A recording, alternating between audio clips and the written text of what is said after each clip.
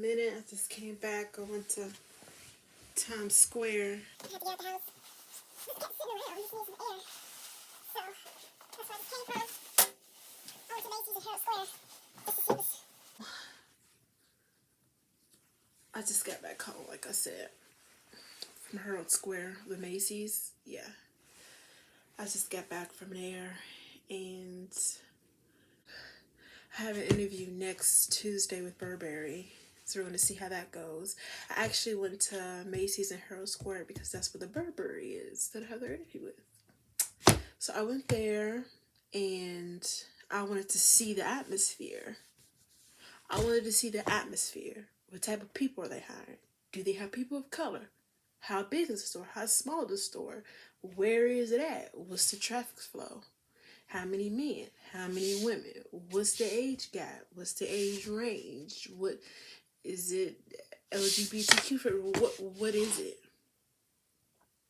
What's the atmosphere? Who are the managers? What the managers look like?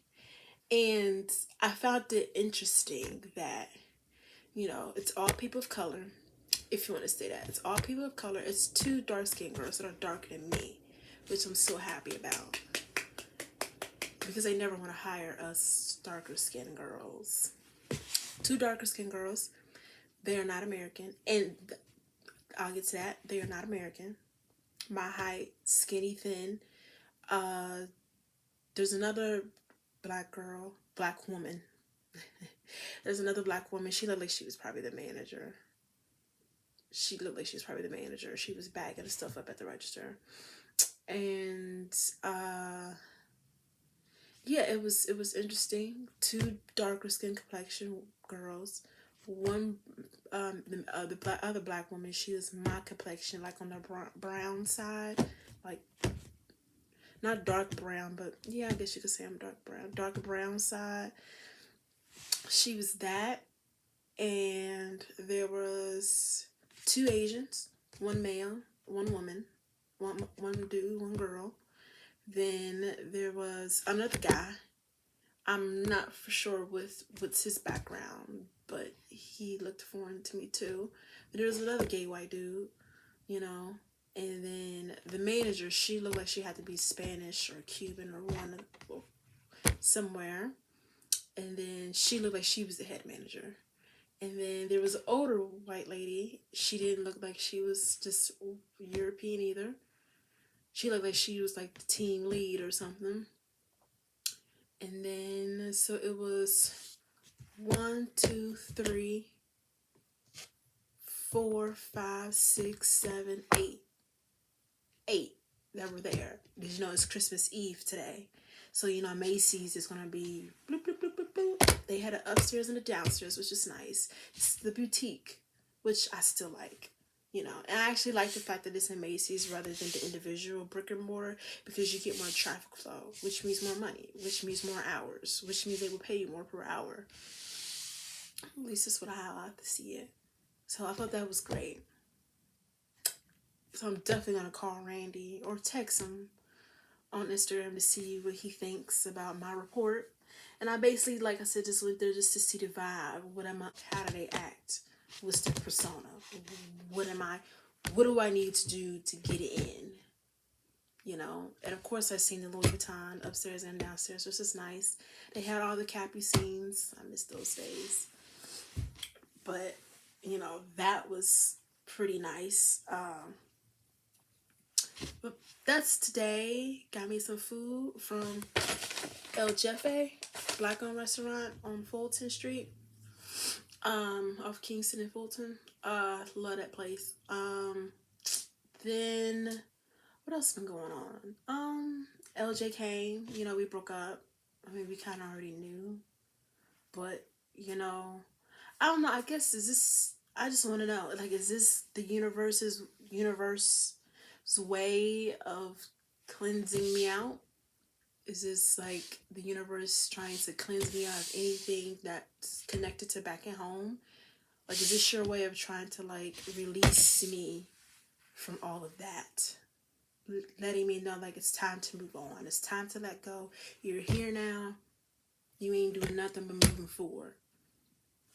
I wonder if that if that's what the breakup is for. I don't know. It's Jalen. I don't know. What does this mean? You know how they say just don't question it. I'm grateful to be here. I swear to God, I am. How are you gonna get to where you want to be? Because the end goal is to be a fashion designer. That's the end goal. And I was just listening to Joe Budden podcast and how he was talking about how, as an artist, are you willing to sacrifice? Are you willing to sacrifice certain things to get to that end goal? You know, are you willing to sacrifice to get where you want to be? Whatever it is that are you willing to sacrifice? And I was like, am I? Definitely, yes, I am. And I was just thinking about, how are you gonna get there? You in a town, you don't know nobody. All I have is my skill and a degree, support back at home, friends, family, and that's it. You don't have nothing out here.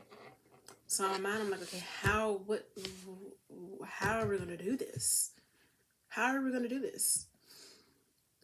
And I'm not doubting myself at all. I'm just asking the questions. How are you gonna do this? What are you gonna do? And I also today I went out to see what are people buying. Like, I'm going out to shop, but I'm also going out to see what are people buying. How are the stores decorated? What's the concept? What are people buying? What age, what gender, what race, are they using card, are they using cash, are they using gift? Like, what are people buying, how are people buying it, and what types are people buying it, and how far are people coming out? What are they getting? What do these people want? What are they buying? And I feel like as a designer, I feel like it's important for you to know that. What are people buying? What are people wearing when they go by? And what are people wearing? So that's the reason what I do when I go shopping. I shop for myself, but I look at the others too, because I feel like you need to know what the hell's going on. You can't be a designer and just be designing and not know what the fuck are people buying or what are people doing. What are people doing? It ain't always about you. What are people doing? So that's what I do when I go out. Like, it's New Year's, about to be New Year's, and I thought about my New Year's resolution. Hell, my New Year's resolution is the same it is every year. How are we going to get to where you want to be? What do you need to do? And I kind of already have my list on my wall already. So, I wrote down what am I grateful for. I wrote down what do I love about myself. I wrote down what is the ultimate end goal. I wrote down what do I need to do. And I wrote down why am I here in New York? Why did I move here? I wrote down all those things. So this kind of is my New Year's resolution. Is everything that's on those 6 pieces of paper on my wall behind me, behind my canopy.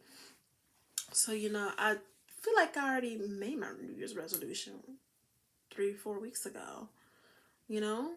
And I just gonna listen to what the JBP said. Are you willing to sacrifice as an artist? Are you willing to start from the bottom and work all the way up? Am I willing to do that? Is that what you want to do? Are you sure this is what you want to do? What do you want to be? What's your aesthetic? You know? But my first thing is to get over this hurdle, which is finding a job.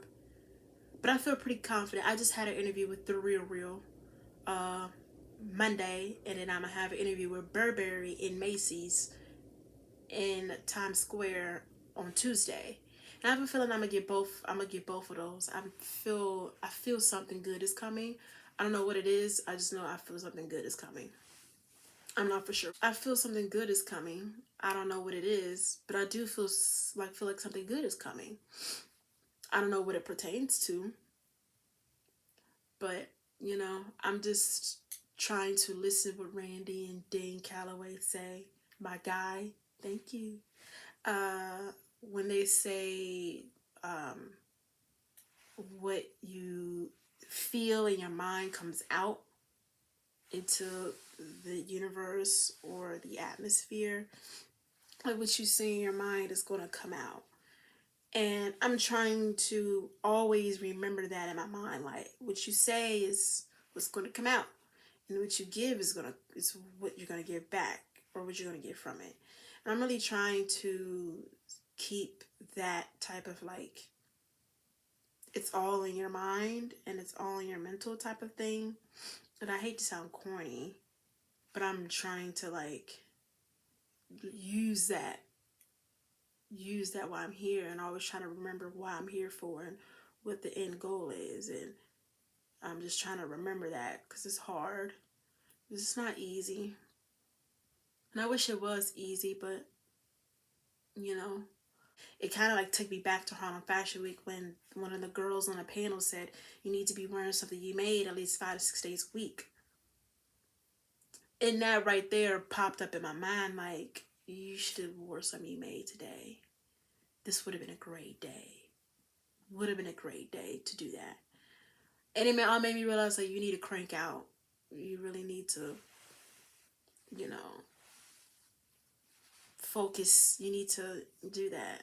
Of course, I can't do anything because I don't have a job. So everything is like at a screeching halt. So um, at that moment, I'm like, okay, she's right. I need to be wearing something that I made every day. Almost at least technically, basically every damn day. She said, you need to be wearing something you made 6 days a week, 7 days out of the week. So, and I like to get out, and again, I like to get out and see what are people buying, what are people wearing. When I go out, I take random pictures of stuff that I like, or stuff that's interesting, or stuff that I like and that I don't want to buy but I can make. And I just take pictures of stuff. I go out and I just take, like today I took pictures of at least 8 or 7 things that I liked. I will wear that, or I could see myself making that, or I could see myself, making something similar to like that. So, I do that. That's why I need some more storage. But yeah, that right there made me realize, okay, you really need to be making something you wear 6 days a week. 6 days a week, there's 6 people that just complimented you. There's 6 clients. 1 week, that's another 6 clients. The next week, that's 12 potential clients. Even though out of those 12 potential clients, 2 are only gonna be a for real client.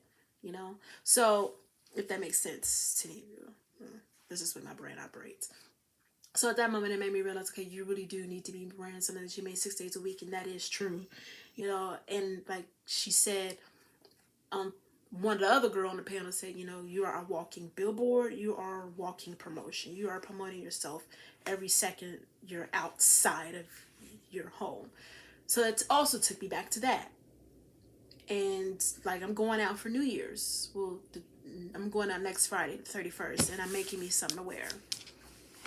I didn't work on it today. I probably will work on it later tonight after I finish eating. So, I'm going out wearing something that I made from head to the toe. From the jacket to the skirt to the purse. Everything I made is by me. So, and I did that back at home in Cincinnati. And I get a joy out of doing it. Like, I get a rush out of. That's why I'm mad I can't go to another party that's on the first because I don't have any money. I should remember that, because that paying for that party was going to be my last. This was my last. Thank God I'm making me Christmas dinner, so I'll have plenty of food to eat. So, that I need to be making something more often than I do, rather than only when I go out, and I only go out once a month. And now since I'm living out here, I need to go out every freaking weekend. I don't know, that's expensive, but I don't need to buy a drink. Hell, I'll stick the little mini bottle in my damn shirt. But anyway, it made me realize, okay, you need to be making stuff more often for yourself, rather than only when you go out to the club. So, especially since I get a joy out of making it. So, it's just some things that's just been on my mind. Basically, how are you going to get to where you want to be? How are you going to get to that ultimate goal? And I know I'm going straight to the top, but this is how my brain works. What are you going to do to get there? Are you willing to do what you got to do to get there? And that's just kind of this is just what I've been feeling. That's just kind of just what's been on my mind. And This is how I've been feeling. But I do feel like something good is coming.